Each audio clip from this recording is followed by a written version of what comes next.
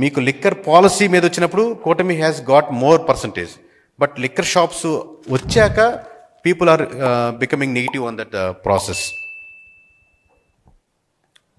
So Jagan garu అసెంబ్లీకి వెళ్ళాలా వద్దా అన్న ప్రశ్నకి కూటమి నుంచి 63.67% ఖచ్చితంగా వెళ్ళాలి అన్న వాళ్ళు ఉన్నారండి కూటమి తరపు నుంచి.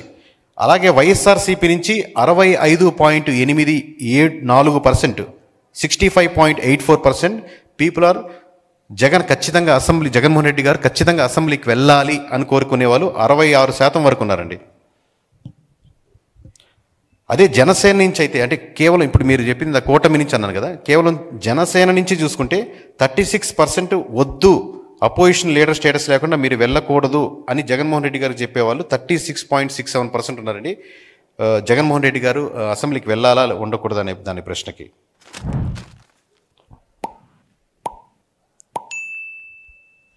అలాగే సచివాలయం మీకు అందరికీ గుర్తుంటుంది, వైఎస్ఆర్సీపీ ఉన్నప్పుడు సచివాలయం వచ్చింది, ఇప్పుడు అదే సిస్టమ్ కంటిన్యూ అవుతుంది. ఇంతకుముందు పంచాయతీరాజే మోస్ట్లీ ఉండేది.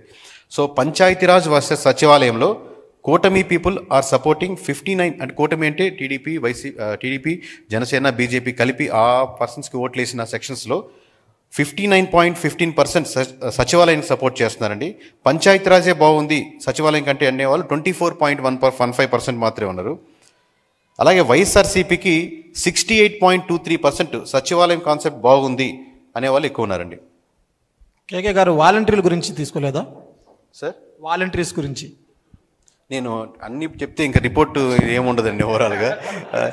నియోజకవర్గాల పేర్లు వాళ్ళ సమస్యలు అంటే మీరు ఇది చెప్పారు కాబట్టి చెప్తున్నాం. మీ సచివాలయం అన్నారు, నేను తర్వాత లిక్కర్ పాలసీ ఏవైతే మీతో డిస్కస్ చేస్తున్నానో మా ఇంటర్నల్ టీంతో మాట్లాడినప్పుడు లీస్ట్ ఓకే ఎంతవరకు చెప్పగలుగుతాం, హైయెస్ట్ చెప్తే ఆ బాంబులు మనం రిపోర్ట్లో ఉంచుకుందామని లీస్ట్ వరకు డిస్కస్ చేస్తున్నామండి.